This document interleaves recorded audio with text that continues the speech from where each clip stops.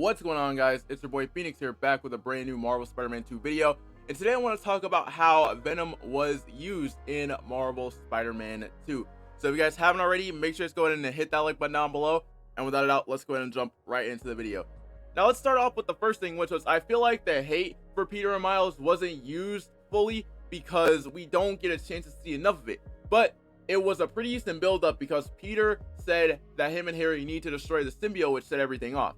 Now, along with this, I know that some people in the comment section, I know that some people are wondering, but why is Miles fighting Venom at the end? The only reason why Venom is fighting Miles at the end is because of the fact that, for one, Harry sees Miles as his replacement, and also he helped Peter get Venom off him, so the hate was there. I just think that there should have been more of it. The second reason is because I feel like we had more Kraven than anything else. Even though I know that Kraven's job was to eventually call out Venom, which he did a good job at, the only thing is that Kraven is the only person that Harry hated the most because he stabbed Peter in the second act. Another reason is because of the fact that Kraven had more screen time than Venom, because we really didn't get to see Venom until the third act. Because if you compare the amount of times that Kraven was on screen to the amount of times that Venom was on screen, it just makes me think that Kraven was the main villain instead, because Kraven showed up, caused chaos, and did his thing.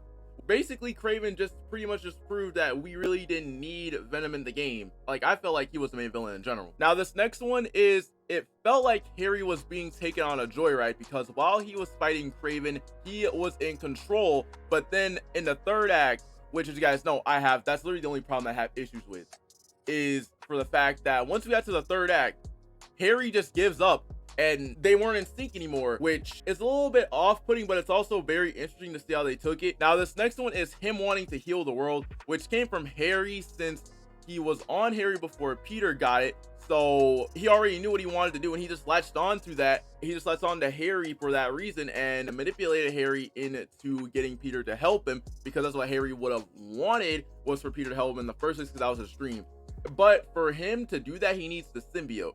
Now, this next one is just such a major critique that I have with this, is for the fact that they should have just took a page from TASM 2. Now, I have no problem with that, but if we're going to touch on the TASM 2 version of the character, the TASM 2 version of Harry felt betrayed by Peter after he refused to help him and hated him because of that. To me, we should have had more scenes with Harry hating Peter because he refused to give him back the suit.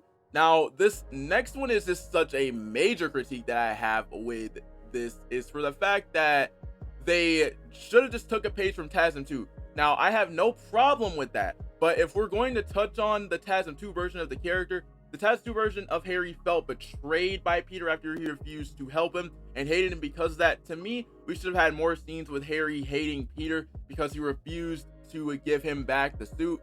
And once he meets up with Harry, he tells him about how dangerous it is after he has the suit on for a long period of time.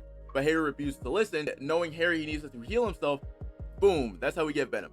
Along with this, if we're really going to touch the TASM 2 version of Harry, once he becomes Goblin, wanted to see Peter suffer and at least got personal, and in my opinion wanted to kill Peter, as well as what they also said, which is Venom wanted to kill Spider-Man. So if you remove Venom wanting to heal the world and combine Harry dying to Harry seeing Miles as his replacement to Peter wanting to destroy it after he rejected it and Harry feeling betrayed, if you cook all of that together, that's how Venom could have been used more. Now, the only way that I can see him getting fixed is in his own game, which I am still very much on defense about how they're going to go about doing it. But until then, let me know what you guys think, and I'll see you guys later. Whether spectacular, Spidey, webtastic, bang.